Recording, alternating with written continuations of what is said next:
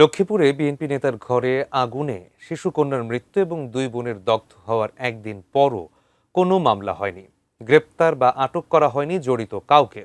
এদিকে বিএনপি নেতা বেলাল হোসেনের দাবি, দুর্বৃত্তরা ঘরের দরজায় বাইরে থেকে তালা দিয়ে পেট্রোল ঢেলে আগুন দিয়েছে।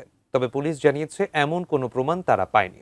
লক্ষ্মীপুর প্রতিনিধি মেহরাজ উদ্দিন রবিনের পাঠানো তথ্য এবং ছবিতে আরও বিস্তারিত থাকছে ডেস্ক রিপোর্টে।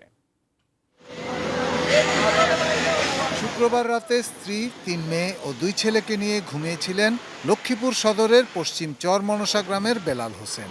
গভীর রাতে ঘুম ভাঙে আগুনের তাপে আর প্রতিবেশীদের চিৎকারে।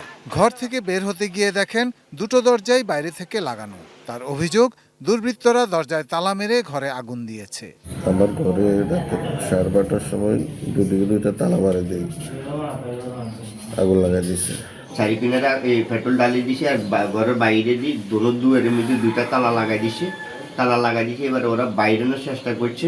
ম্যাক্স, দেশের সবচেয়ে শক্তিশালী 52.5 এন গ্রেডের পিসিসি সিমেন্ট। বেলাল হোসেন অনেক কষ্টে টিনের বেড়া ভেঙে স্ত্রী ও 4 সন্তানকে নিয়ে বের হয়ে আসেন। তবে ইতোমধ্যে পুড়ে মারা যায় তার 7 বছরের মেয়ে আয়েশা।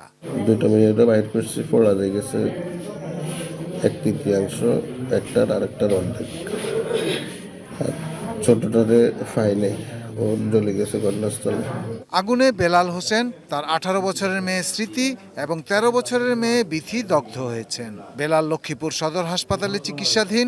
তবে 2 মেয়ের অবস্থা গুরুতর হওয়ায় তাদেরকে ঢাকায় জাতীয় বার্ন ইনস্টিটিউটে আনা হয়েছে।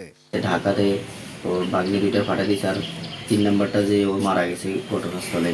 পেশায় কীটনাশক ব্যবসায়ী বেলাল হোসেন ভবানীগঞ্জ ইউনিয়ন বিএনপির সহ সাংগঠনিক সম্পাদক। রাজনৈতিক প্রতিহিংসা থেকে এ হামলা হতে পারে বলে মনে করেন তিনি। রাজনীতি করে হয়তো হইতে পারে। অবশ্য পুলিশ বলছে দুর্বৃত্তরা আগুন দিয়েছে এমন প্রমাণ এখনো মেলেনি।